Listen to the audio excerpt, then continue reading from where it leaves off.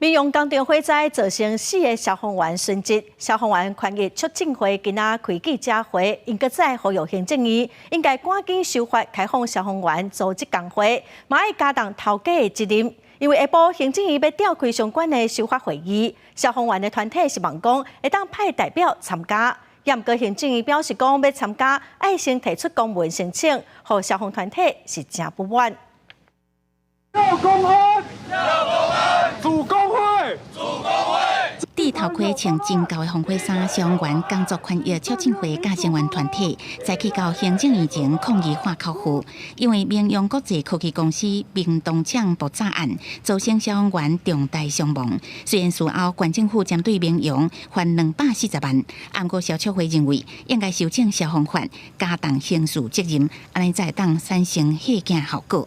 在公安的法令上面是可以修正，并纳入刑责，还有相关的制造、输入、贩卖等等运输可以纳入管理，而不是行政院所谓的现在已经有在做的督导检查。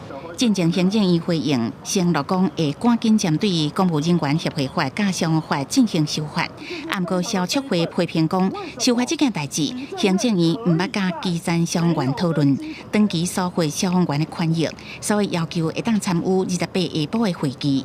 行政院也派代表出面，不过表示，若做要参加会议，爱事先送公文，和消促会成员真不满。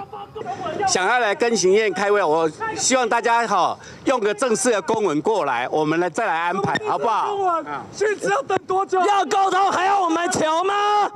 为什么不是找我们？在讨论这个消防法修法的时候，会跟基层来做讨论吗？